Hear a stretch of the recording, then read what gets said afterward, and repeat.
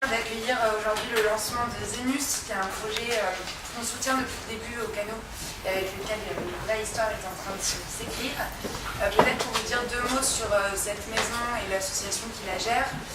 Les Canos, c'est une association qui a été créée en mars 2017 à l'initiative de la ville de Paris et qui a pour mission de soutenir et de fédérer tous les acteurs économiques qui vont mettre au cœur de leur projet l'humain, l'environnement, la solidarité, l'insertion sociale, professionnelle.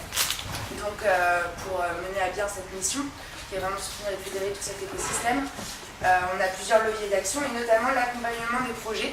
Et Zemus a participé à un de nos programmes d'accompagnement qui s'appelle le Social Starter et qui a pour objectif d'accompagner 25 projets par trimestre dans le cadrage de leurs besoins et l'entraînement au pitch, pour ensuite organiser des matinées de speed meeting où on fait venir des partenaires, incubateurs, financeurs, bailleurs, experts, etc.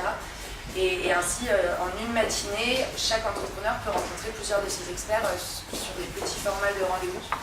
Et donc, c'est super que vous soyez tous réunis aujourd'hui pour ce lancement parce que c'est un très chouette projet qu'Alexandre va évidemment vous présenter. Mais voilà, cette maison, c'est celle de Zemus, c'est la vôtre aussi. Et donc, bonne matinée et bonne découverte de ce très chouette projet.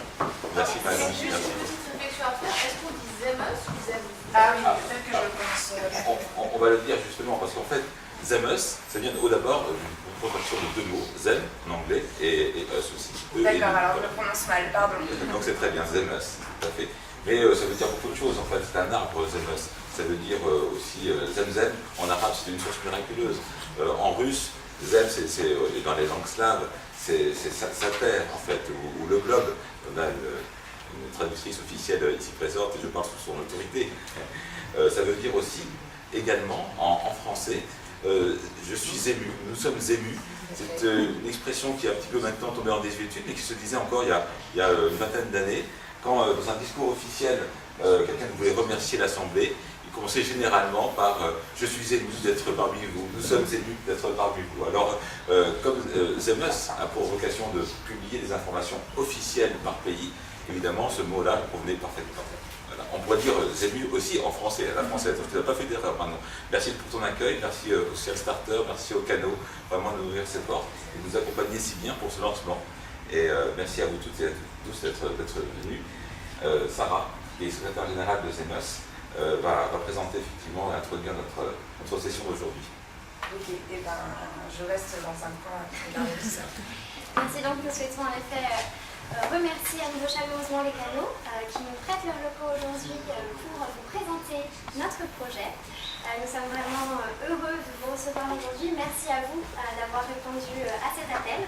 C'est avec beaucoup de fierté que nous allons pouvoir vous présenter ce projet.